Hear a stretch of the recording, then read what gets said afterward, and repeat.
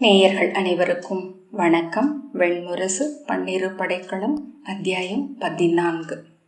ஜரையன்னை தன் மைந்தனுக்கு அணிகளை அளித்த பின்னர் அன்றே உயிர் துறந்தாள். காட்டின் எல்லையாகிய சிற்றோடையின் கரையில் அவன் கையால் இறுதி நீர் பெற்று அடங்கினாள். அவள் உடலை கையேந்தியபடி ஜராசந்தன் தனியாக நடந்தான். சற்று தள்ளி அவனை பின்தொடர்ந்த ஜரர்கள் அவன் வரமாதாவின் குகைக்குள் சென்று மறைந்த போது வெளியே நின்று விட்டனர். 12 நாட்கள் அவர்கள் அங்கே காத்திருந்தனர். எருதன் திரும்பி வரப்போவதில்லை என்னும் எண்ணம் அவர்களுக்கு ஏற்பட்டு திரும்ப முடிவு செய்த அன்று அவன் குகைக்குள் இருந்து திரும்பி வருவதை ஒருவன் கண்டான். திறந்த வாய்க்குள் இருந்து நாக்கு வருவதைப் போல என்று அவன் சொன்னான். வளைவிட்டு நாகம் எழுவதைப் போல என்று அதை குலப்பாடகன் மாற்றி பாடினான். குகை விட்டெழுந்த எருதனை அணுகிய ஜரர்கள், இளையோனே, எங்கள் காவல் தெய்வம் நீ, எங்களுடன் இரு என்று வேண்டிக் கொண்டனர்.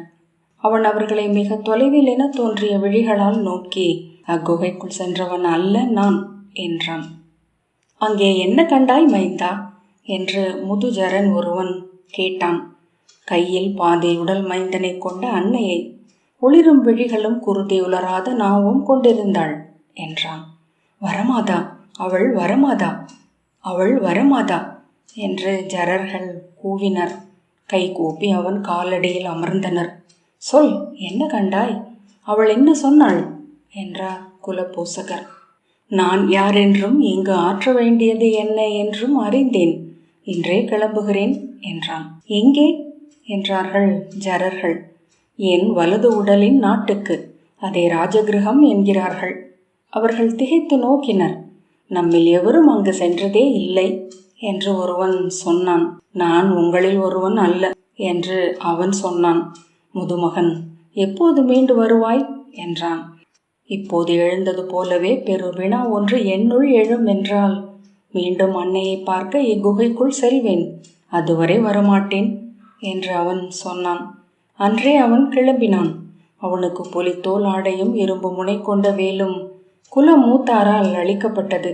அவன் தன் உடலில் அன்னை அளித்த அரச குலத்து நகைகளை அணிந்திருந்தான். சிறு கைவளைகளை காதுகளில் குழைகளைப் போல் அணிந்தான். கால் தண்டைகளை நெற்றியில் கட்டி தொங்கவிட்டான். கணையாழிகளையும் கயிற்றில் கட்டி கழுத்தில் அணிந்தான். ஆரங்களை கைகளில் சுற்றி கொண்டான். வெளிவானின் ஒளி அவன் கண்களை கூசச் செய்தது. எங்கு செல்லவும் வழிகள் தெரிந்திருக்கவில்லை. வற்றிய ஆறு போல செல்பவை பாதைகள் என்றே அவன் அறிந்திருக்கவில்லை. சாலையில் செல்பவர்களை பின்தொடர்ந்து அவன் சந்தைக்கு சென்று சேர்ந்தான். அங்கே மணி வணிகம் காலையிலேயே முடிந்த பின் ஊனும் நெய்யும் உப்பும் மரவுரியும் விற்கும் வணிகர்கள் செறிந்திருந்தனர். அவன் சந்தைக்குள் நுழைந்த போது பித்தன் என எண்ணிய காவலன் அருகே வந்து வேல் கொண்டு அவனை தடுத்தான். தடுத்தவனை தூக்கி அப்பால் எறிந்து அவன் உள்ளே நுழைந்த போது காவலர் வேல்களுடன் திகைத்து நின்றனர். சந்தையின் அனைத்து முகங்களும் திரும்பி நோக்கின. ஜரர்களுடன் மணி வணிகம் செய்யும் கோசல நாட்டு பெரு வணிகன், அவன்தான் எருதன், ஜரர்களின் காவல் தெய்வம் என்று கை நீட்டி கூவினான். வியப்பொலியுடன் மக்கள் அவனை சூழ்ந்து கொண்டனர். அவன் உடலில் கிடந்த நகைகளை பார்த்த காவலர் தலைவன், அரச நகைகள் கள்வர்கள் கொண்டவை போலும் என்று கூவினான். வில் அம்புகளுடன் காவலர்கள் அவனை சூழ்ந்து கொண்டனர். அவன் சற்றும் அஞ்சவில்லை. திரண்டிருந்த மகதர்களை நோக்கி, நான் மகத மன்னர் பிருகத்ரதரின் முதல் மைந்தன். இருவராக பிறந்தோம். ஜராவணத்தில் விடப்பட்டோம். என் இணையன் மறைந்தான். அவனை என்னுடன் இணைத்தாள் என் அன்னை ஜரை. நான் அவனையும் சேர்த்து கொண்டு வளர்ந்தேன் என்றான். சில கணங்கள் கூட்டம் திகைத்து நின்றது. எவனோ ஒரு சூதன், மகத இளவரசர் ஜராசந்தர் வாழ்க என்று கூவினான். கூட்டம் அக்குரல் கேட்டு ஓசையில்லாது உடல் அதிர்ந்தது. மகதத்தின் வெற்றி பெருவீரர் வாழ்க என்று சூதன் மேலும் குரல் எழுப்ப, வாழ்க என்று கூட்டம் வாழ்த்தோசை எழுப்பியது. சற்று நேரத்தில் வாழ்த்தொலிகளுடன் அவனை சூழ்ந்து மகத மக்கள் அலையடித்தனர். மலர்களும் மஞ்சள் அரிசியும் அவன் மேல் அள்ளி வீசப்பட்டன. காவல் வீரர்கள் வேல் தாழ்த்தி வேல் தனித்து பின் நகர்ந்தனர். அங்கிருந்து பெருந்திரளாக அவர்கள் ராஜகிருகம் நோக்கி சென்றனர். செல்ல செல்ல அக்கூட்டம் வளர்ந்தது. நகரின் கோட்டையை அடைந்த போது மறு எல்லை தெரியாதபடி தலைப்பெருக்காக தெரிந்தது. கோட்டைகளோ படைக்கலங்களோ தடுக்க முடியாத விசை கொண்டிருந்தது. நகர் மக்கள் உப்பரிகைகளில் செறிந்து வாழ்த்தொலி எழுப்பினர். சாலையோரங்களில் எல்லாம் மக்களின் முகங்கள் ஒன்று மேல் ஒன்றென சுவராகி எழுந்தன. நடக்க நடக்க அவன் உறுதி கொண்டான். நகர் நுழைந்த போது அவனுக்கு ஜராசந்தன் என்னும் பெயர் முற்றமைந்து விட்டிருந்தது. ராஜகிருகத்தின் அரசவை கூடுவதற்கு முன்பு ஐங்குல மூத்தாரும் அமைச்சர்களும் அவைப்புலவரும் அயலக தூதர்களும் சூதரும் கூடி நின்று சொல்லாடி மகிழ்ந்து கொண்டிருந்த அங்கணத்தை நோக்கி அந்த பெரு நிறை வந்தது. உள்கோட்டை வாயிலில் நிறைந்து பெருகி முற்றத்தை முழுதும் நிறைத்து அரண்மனை இடைநாழிகளில் முட்டி அலையடித்தது. ஜராசந்தர், மகத பேரரசர் என்ற அக்கூட்டம் வேதமென தாளத்தில் உரைத்து கொண்டிருந்தது. அரண்மனை இடைநாழியில் எழுந்த ஜராசந்தன், இங்கு அரசர் பிருகத்ரதர் எவர் என்றான். அமைச்சர் பத்மர் ஓடி வந்து, யார் நீ, என்ன வேண்டும்? அரண்மனை எல்லைகளை மீறினால் கொல்லப்படுவாய் என்றார். நான் அரசரின் முதல் மைந்தன். இருவராக பிறந்து அன்னையால் ஒருங்கிணைக்கப்பட்டவன், ஜரையால் இணைக்கப்பட்டமையால் ஜராசந்தன் என்றான். அரண்மனை விட்டு நீங்கிய இளவரசர்களின் அணிகள் இவை. இவற்றை கண்டெடுத்து அணிந்தமையால் நீ அரச குருதி என்றாவதில்லை என்றார் பத்மர்.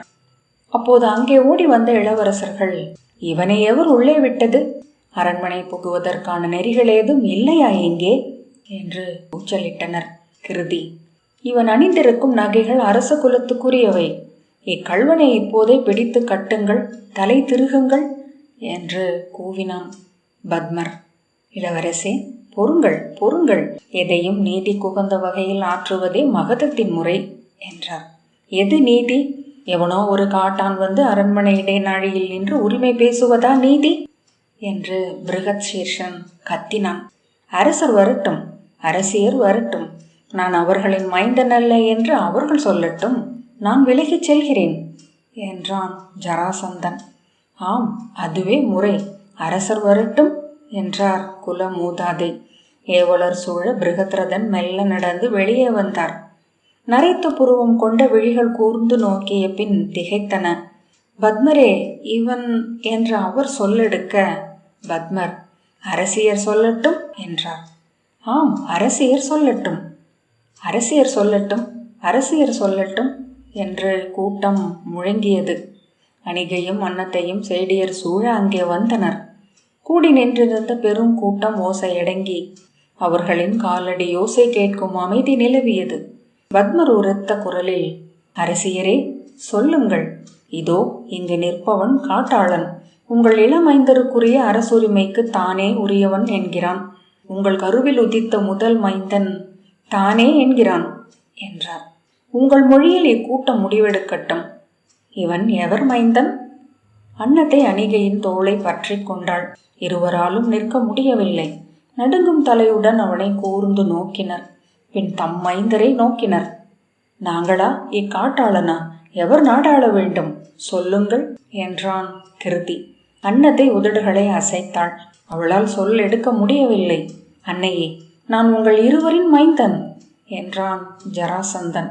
எவர் மைந்தன், அதை சொல்க என்றான் கிருதி. அதை நான் அறியேன் என்றான் ஜராசந்தன். ஓசையிடாதீர், அவர்களே சொல்லட்டும் என்றார் பிருகத்ரதன். அணிகை மிக மெல்லிய குரலில் நான் அறியேன் என்றாள். இவன் என் மைந்தன் என்று என் உள்ளம் சொல்லவில்லை. அன்னத்தையை நோக்கி விழிகள் திரும்ப அவள் தலை குனிந்து, ஆம், என் மைந்தன் என்று எனக்கும் தோன்றவில்லை என்றாள். கிருதி, இனி என்ன கேள்வி? அணிகளை திருடிய இக்காட்டாளனே இக்கணமே சிறைப்பிடியுங்கள், படைத்தலைவர்களே என்று கூவினான். ஆம், இனி இவன் இம்முற்றம் விட்டு அகலக்கூடாது என்றான் பிருகத்புஜன். கூடியிருந்தவர்களில் ஒருவர், இல்லை, தெய்வங்களுக்கு மானுடர் சான்றளிக்க முடியாது என்று கூவ மற்றவர்கள் ஆம் ஆம் என்று முழக்கமிட்டனர். நாம் இதை பின்னர் முடிவு செய்வோம் என்றார் பிருகத்ரதன். அரசே, மக்கள் விந்தைகளையும் மாயங்களையும் நம்ப விழைபவர்கள். இவனை குறித்த கதைகளை அவர்கள் முன்னரே நம்பிவிட்டனர். ஆகவே இதையும் அவர்கள் நம்பியாக வேண்டும் என்றார் பத்மர். அவர்களை நிறைவுறச் செய்யாமல் நாம் இங்கிருந்து விலக முடியாது. இந்த கீழ் மக்களாய் இங்கே முடிசூட்ட வேண்டியவர் எவர் என முடிவு செய்வது? நம் கோல் கீழ் வாழும் எளியோர். நாம் போர்களில் கொன்று குவிக்கும் புழுக்கள் என்று கிருதி சொன்னான். இளவரசே, இச்சொற்களால் தான் இவ்வுணர்ச்சியே உருவாகி இருக்கிறது. இது இவனுக்கான ஏற்பு அல்ல, மகதத்தின் 4 இளவரசர்களுக்கான எதிர்ப்பு என்றார் பத்மர். வாயை மூடும். இவர்களை எப்படி கலைப்பதென்று எங்களுக்கு தெரியும். படைத்தலைவர்கள் எங்கே? நம் படைகள் எழுக. இவ்விழி மக்களில் 100 தலைகள் நம் முற்றத்தில் உருளட்டும். எஞ்சியவர் எங்கே செல்வார்கள் என நான் அறிவேன் என்று கிருதி இறைந்தான். பத்மர், படைகளும் இம்மக்களிடமிருந்து வந்தவர்கள்தான் என்றார். படைத்தலைவர்களே என்று கிருதி கூவியபடி திரும்பி அவர்கள் அருகே எந்த உணர்வுமற்ற முகங்களுடன் கை கட்டி நின்றிருப்பதை கண்டான். கலையுங்கள் இவர்களை என்றான். இது என் ஆணை, குருதியை காட்டுங்கள் இவர்களுக்கு. பெரும் படைத்தலைவர் சிருங்கசேனர், இளவரசே, நீங்கள் இன்னமும் முடி சூடவில்லை. இங்கே 5 குலமும் இணைந்து முடியெடுத்து வைத்து அரிசியிட்டு நீர் ஊற்றிய பின்னரே அரசர்கள் ஆணையிடும் நிலை கொள்கிறார்கள் என்றார். எழிமகனே, எதிர்ச்சொல் எடுக்கிறாயா என்று கை நீட்டியபடி கிருதி அவரை அடிப்பதற்காக பாய்ந்தான். அவன் தம்பியர் அவனை பிடித்து கொண்டனர். இளவரசே, மக்களுக்கு எதிராக படையினர் எழமாட்டார்கள். அவர்கள் எங்கள் அன்னையரும் தந்தையரும் என்று அறிக என்றார் படைத்தலைவர். பிருகத்ரதன், இப்பேச்சு நிற்கட்டும் என்று உரத்த குரலில் கூவி கை தூக்கினார். என் முன் பூசல் வேண்டாம், ஆவதென்ன என்று பார்ப்போம். முதிய குலத்தலைவர் ஒருவர், அனற் சான்று நோக்குவோம் என்றார். அனலின் சொல்லை அனைவரும் ஏற்போம். கூடி நின்றிருந்தவர்கள், ஆம், அனல் சான்றை ஏற்போம் என்றனர். ஏற்போம் ஏற்போம் என்று குரல்கள் எழுந்து பரவி சென்றன. கூட்டம் முட்டி நெரிசலிட்டு அருகே வந்தது. அகல் விளக்கு கொண்டு வாருங்கள், ஒரு அகல் விளக்கு என்று சிற்றமைச்சர் ஒருவர் கூவினார். வைதிகர் 3 பொன்னாலான சிற்றகளை கொண்டு அக்கூட்டம் நடுவே வைத்தனர். அதில் சிறு சுடர் பொருத்தினர். ஜரனே, நீ எவர் மைந்தன் என்று சொல், அனல் அனைத்தையும் அறியும். உன் சொல்லை ஏற்று இம்மணிச்சுடர் அணையும் என்றால் அதை இங்குல மக்களும் 5 தலைவரும் ஏற்பர். அவர்கள் ஏற்றால் அரசனும் ஏற்றாக வேண்டும் என்றார் குலத்தலைவர். ஆம், அனல் சான்றே பிறப்புக்குரியது என்றார் முது வைதிகர். ஆம், அனல் சொல்லட்டும் என்று கூட்டம் கூச்சலிட்டது.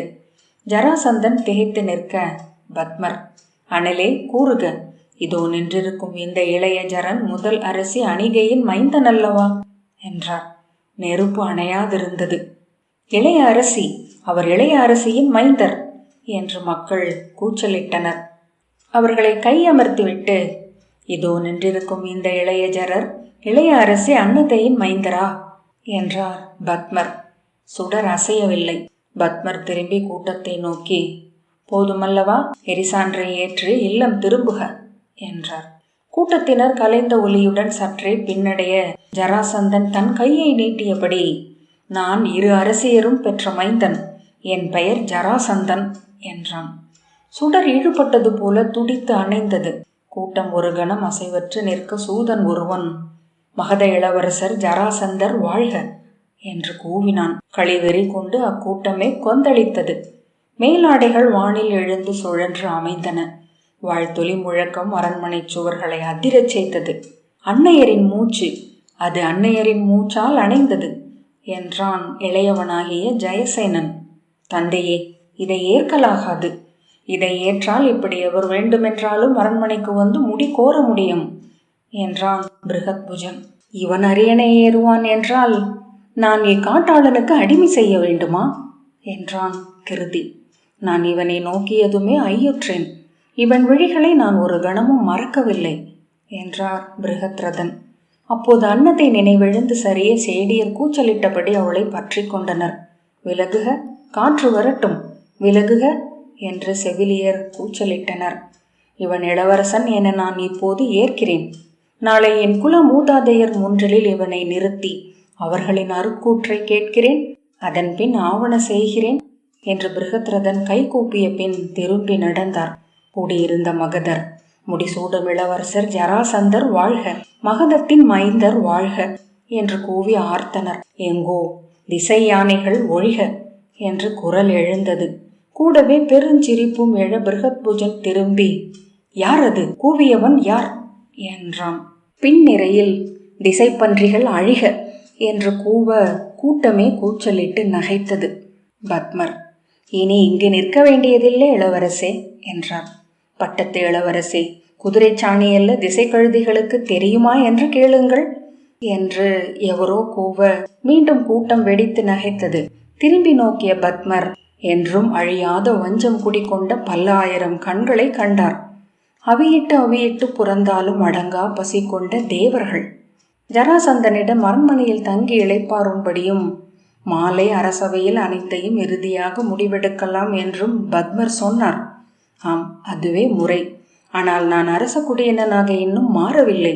என் உணவும் உடையும் எளியவை. நான் இம்மக்களுடன் ஊர் மன்றிலேயே தங்குகிறேன் என்றான் ஜராசந்தன். பத்மர் அவன் விழிகளை ஒரு கணம் கூர்ந்து நோக்கினார். அதன்பின் அவர் அவனை பற்றிய எந்த ஐயமும் கொள்ள நேரவில்லை. இருவரும் ஒருவரை ஒருவர் நன்கு அறிந்து கொண்டனர். சொல் சிற்றறையில் கிருதியும் இளையோரும் குமுறி கூச்சலிட்டனர். என்ன நிகழ்கிறது? இந்த அறிவிலா செயல்களின் வழியாக அக்காட்டு விலங்கு இந்நாட்டின் அரசனாக போகிறானா? நாங்கள் அவன் காலடியில் அமர வேண்டுமா? அதைவிட இந்நாட்டையே அனலால் கொளுத்தி அழிப்போம். தந்தையும் அன்னையரும் அமைச்சும் சுற்றமும் அனைத்தும் அழியட்டும் என்று கிருதி கூவினான். அமைச்சரே, உண்மையை சொல்லுங்கள். எதற்காக இந்த நாடகம் என்றான் பிருகத்புஜன். பத்மர், இளவரசர்களே, அவன் எளியவன் அல்ல என்றார். உண்பதற்கு போராடும் வாழ்க்கையிலிருந்து வென்று செல்லும் வேட்கை கொண்ட எவரும் எழுவதில்லை. ஏனென்றால் ஒவ்வொரு நாளும் உண்பதற்கு தேடி அடைவதென்பது முழு ஆற்றலையும் கொள்ளும் செயல். அத்துடன் அது ஒரு மானுடன் விழையும் முழு உவகையையும் அளிக்கும் வேட்டையும் கூட. வெற்றி என்பதும் வல்லாண்மை என்பதும் உண்பதற்கான வேட்டையை முற்றிலும் அறியாதவர்களுக்குரிய விளைவுகள். இளவரசர்களே, அரிதிலும் அரிதாக மிக எளிய வாழ்க்கையில் இருந்து ஒருவன் வெல்லவும் ஆளவும் விழைந்தான் என்றால் அவன் இங்கு அரசுகளை அமைத்து போர்களை நிகழ்த்தி குருதியில் ஆடி அமையும் நாம் அறியா தெய்வங்களால் தொட்டெழுப்பப்பட்டவன் என்று அறிக. அவனுக்கு நூல் அறிவு தேவையில்லை, சொல்லறிவு அளிக்க சுற்றமும் தேவையில்லை. அவனுக்குரிய அறிவனைத்தையும் அவன் விழைவென நெஞ்சில் குடியிருக்கும் அந்த தெய்வமே சொல்லிக் கொடுக்கும். இவன் அத்தகையவன். பத்மர் சொன்னார். அக்குழந்தையரின் அணிகளுடன் அவன் சென்று எந்த குலத் தலைவர் இல்லத்திலும் நிற்கவில்லை, எந்த காவலர் மன்றையும் அணுகவில்லை. சந்தையில் சென்று நின்றான். அவன் தெய்வம் அவனுக்கிட்ட முதல் ஆணை அது. அறிக, சந்தை என்பதுதான் என்ன? அது அரசவை அல்ல, நூல்மன்றும் அல்ல. அங்கே விற்கப்படும் வாங்கப்படும் ஒவ்வொன்றும் கண்முன் உள்ளன. ஒவ்வொன்றும் இன்னொன்றால் பொருள் கொள்கின்றன. பொருட்கள் இரக்கமற்றவை. அவற்றை நாம் விழி மூடி இல்லை என மறுத்துவிட முடியாது. நம் விளைவுகளாலும் நோக்கங்களாலும் வளைத்துவிடவும் முடியாது.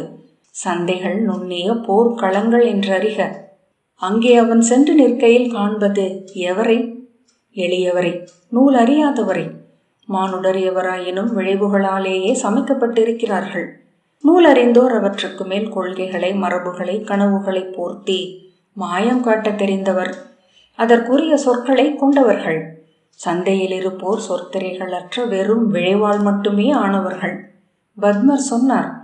அவன் அங்கே சென்று நின்று அவர்களின் விளைவுகளுடன் உரையாடினான். ஒரே நாளில் பல்லாயிரம் பேரை வென்றான். பெரும் படையென திரண்டு நம் அரண்மனை மேல் வந்து அறைந்தான். இவர்களா பெரும் படை? இவர்களின் படைக்கலம் என்ன என்று கிருதி எலிவரலுடன் முகம் சுளித்தான். 10 பேர் குருதியூறி விழுந்தால் ஈக்களை போல் களையும் இழிசினர் என்றான் பிருகத்புஜன். ஆம், உண்மை. அவர்கள் அச்சத்தால் ஆனவர்கள்.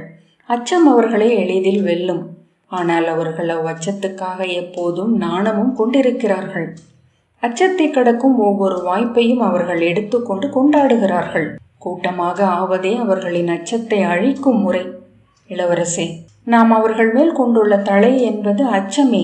அச்சம் அழிந்த மக்கள் திரள் என்பது நம்மால் ஆளப்பட முடியாத நாடு. அவன் அவர்களை நன்கு அறிந்திருக்கிறான். ஏனென்றால் அவன் அவர்களில் ஒருவன். நாம் அளித்த அழைப்பை ஏற்று அரண்மனையில் அவன் தங்கியிருந்தான் என்றால் இன்றே அவனும் ஓர் அரச குலத்தான் ஆகியிருப்பான். உங்களுக்கு நிகரானவனாக அவனும் எண்ணப்பட்டிருப்பான். அத்துடன் மக்கள் இரு பிரிவாக பிரிந்து ஒரு சாரார் அவனையும் பெரிதொரு சாரார் உங்களையும் ஆதரித்திருப்பார்கள். அது அவர்கள் காலகாலமாக ஆடும் ஆடல், நுண்ணிய சொல்லாடல், வெட்டியும் முட்டியும் கடந்தும் அமைந்தும் போரிடுதல். இப்போர் மீண்டும் ஒரு கேளிக்கை என்றாகி இருக்கும். எவர் வென்றாலும் சின்னாளிலேயே வென்றவர் தரப்புக்கு அனைவரும் மாறிவிட்டிருப்பர். தோற்றவர்களுக்கு குற்ற உணர்ச்சியின் விளையான ஒரு பொய் புகழ் சின்னாள் என்றிருக்கும். பின்னர் அனைவரும் வரலாற்றில் வெறும் பெயர்கள். வென்றவர் வென்றவை மட்டும் வரலாற்றில் பொருண்மையுடன் நின்று கொண்டிருக்கும். இன்று அவன் அவர்களில் ஒருவன் என்று பத்மர் தொடர்ந்தார். மக்களின் உள்ளே குமுறிக்கொண்டே இருக்கும் ஒன்று உண்டு இளவரசர்களே. நம் நகருலாக்களில் கழிவெறி கொண்டு நம்மை வாழ்த்தி கூவும் குடிமகனும் சரி, நம் ஆணையை ஏற்று போர் கொண்டு உயிரளிக்கும் படை வீரனும் சரி, தங்கள் ஆழ்கனவுகளில் நாமாக ஆகி நடிக்கவும் செய்கிறார்கள். தங்களுக்கு தாங்களே அவர்கள் சொல்லிக்கொள்ள அஞ்சுவது அது. இதோ அக்கனவுகளின் வடிவாக ஒருவன் எழுந்து வருகிறான். எளியவன், அவர்களில் ஒருவன், ஆனால் பேராற்றல் கொண்டவன். யுக யுகமாக நிகழ்வது இதுவே. அரசர்களுக்கு எதிராக எளியவன் ஒருவன் எழுந்து வந்து முடிகொள்வான். இங்குள்ள புதிய அரசுகள் அனைத்தும் அவ்வாறு எழுந்த மக்களில் ஒருவனாகிய மன்னர்களால் அமைக்கப்பட்டவை அல்லவா இளவரசே? பேராற்றல் கொண்டெழுந்து விண்ணகங்களை வெல்லும் அரக்கர்களின் கதைகளை ஏன் மக்கள் விரும்புகிறார்கள்? ஏன் சொல்லி சொல்லி அவற்றை வாழச் செய்கிறார்கள்? பத்மர் கேட்டார்.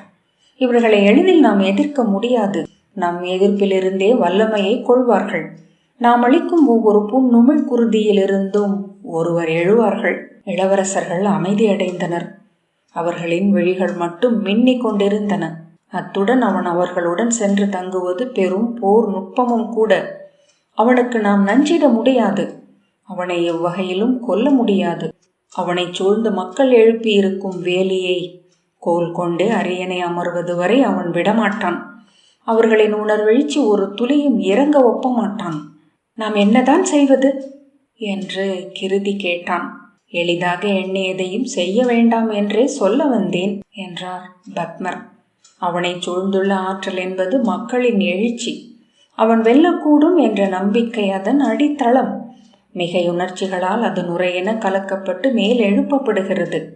மக்கள் எழுச்சி எதுவானாலும் அதை வெல்ல காத்திருப்பதொன்றே வழி. இளவரசர்களே, இவர்கள் யார்? வேளிர்கள், ஆயர்கள், கைவினையாளர்கள், வணிகர்கள்.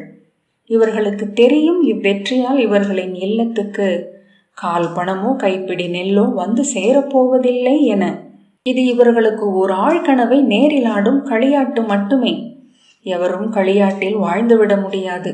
மெல்ல மெல்ல இவ்வெழுச்சி அடங்கும். இவன் மண் இறங்கி தரையில் நிற்பான். அப்போது நாம் போரிடுவோம், இவனை அழிப்போம். பத்மர் சொன்னார். அப்போது இவ்வெழுச்சி மண்ணிறங்கிய பெரும் சோர்வில் இருப்பார்கள் மக்கள். இவனை நாம் எப்படி அழித்தாலும் அதை எவ்வகையிலும் பொருட்படுத்த மாட்டார்கள். அவன் அதற்கும் வழி காணலாமே என்றான் கிருதி. இல்லை, வரலாற்றில் மிக மிகச் சிலரே இந்த பொறியில் சிக்காது கடந்து சென்றிருக்கிறார்கள்.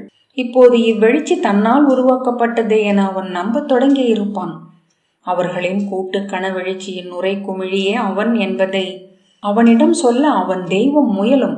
அவன் தன் ஆணவத்தால் அக்குரலை விலக்கிக் கொள்வான். தனக்கு கார்த்த வீரியனை போல் 1000 கை இருப்பதாக எண்ணுவான். எனவே மக்களின் உணர்ச்சியை மேலும் மேலும் எழுப்புவான். அவன் அறிந்திருக்க மாட்டான் அதற்கு முடிவிலி வரை செல்லும் ஆற்றல் இல்லை என. மேலே எழுந்து சென்று ஒரு கட்டத்தில் தன் இடையாலேயே வீழும் அலை அது. அப்புள்ளியில் அது சரியத் தொடங்கும் போது அவன் தன் 1000 கைகளாலும் அதை அணைத்து நிறுத்த முயல்வான். தன்னந்தனியாக எஞ்சி நிற்பான். ஒரு பெரும் தோல்வியை கண்டவன் வேறு உளுத்த பெருமரம். ஒற்றை கையால் அவனை சாய்த்துவிட முடியும். ஆகவே காத்திருப்போம், பத்மர் சொன்னார். சற்று நேரம் சொல்லறையில் அமைதி நிலவியது. கிருதி உடல் அசைத்து அமர்ந்தான். பிருகத்புஜன் தொண்டையை கனைத்தான். கிருதி இருமுறை வெறுமனே உதடு அசைத்துவிட்டு, பத்மரே, ஒருவேளை அவன் வென்றால் என்ன ஆகும்? அவன் குருதி குடிப்பவன் என்கிறார்கள். மகதம் குருதியால் கழுவப்படும் என்றார் பத்மர். அசுர பேரரசர்கள் ஒருவர் கூட நெறி விலக்கில்லை. அவர்கள் குருதி உண்ணவே வருகிறார்கள். எங்குள்ள ஒவ்வொரு குடிமகனின் கனவின் ஆழத்திலும் வண்டலென படிந்துள்ள குருதி வெறியின் பருவடிவம் இவன். நேரடியாக அதை சொல்ல கேட்டபோது அவர்கள் ஒவ்வொருவரும் நடுங்கினர். அதை சொன்னதும் பத்மருமே சற்று உள தளர்ச்சி அடைந்தார். பன்னிரு படைக்களம் 14வது அத்தியாயம் இத்துடன் நிறைவு பெற்றது. நன்றி.